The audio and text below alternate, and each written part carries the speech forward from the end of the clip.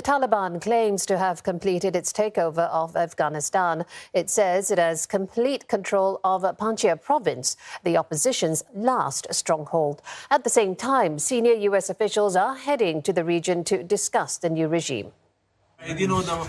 A time for peace and reconstruction. That's what the Taliban is promising as it declares victory over Afghanistan's last pocket of resistance. Panjshir Valley, northeast of Kabul, was the last area held by resistance forces. The Taliban has pledged to not retaliate against the valley's residents, who are ethnically distinct from the group. But Afghanistan's new rulers are warning against further attempts to rise up against their rule. The Taliban says any insurgency will be dealt with harshly. It's calling on former members of the Afghan army to integrate with its fighters. 3 weeks after seizing power, no government has been announced, prompting speculation that there is disagreement within the Taliban's ranks. A flurry of diplomatic activity is taking place this week. U.S. Secretary of State Antony Blinken is in Qatar, a key player in the Afghan saga. He's expected to speak about efforts to reopen Kabul's airport so that badly needed humanitarian aid can be flown in. Fazel Minallah Ghazizai joins us live from Kabul. Fazel, help us make sense of the different claims over the takeover in Panjshir. Yes, as you are aware that the offensive took the control of Panjshir province by the Taliban started 5 days ago. It was started when the peace and negotiations was failed. The Taliban today at 7 a.m. local time announced a total conquest of the province. So they are right now in the full control of all governmental departments, all governmental offices, and all territory.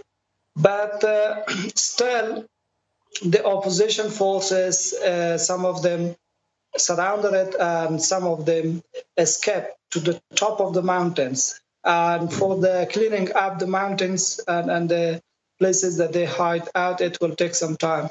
So therefore, some of the opposition's social accounts are releasing their leader speech, they're releasing the news and updates, saying that we are still in control. But indeed, they are not in control, they are in hideout, and it will take some time for the Taliban to clean them out from the mountains. Let's look at the situation back in Kabul, where people are still waiting for a return to normality and basic necessities. Tell us more. Yes, Kabul is okay compared to the last days. So day by day, there is changes and good changes. We have a big exchange market called Sarai Shahzada open back. We have some main branches of the banks open, but the problem is that there is no enough cash for the accountant.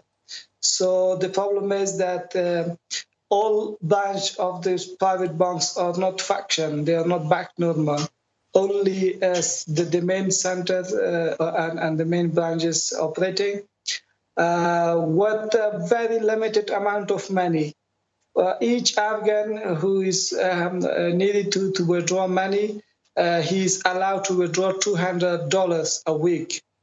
Therefore, there is a very big shortage of cash in our banks, and also there is a lot of big problems locally in the market because of this shortage of the cash.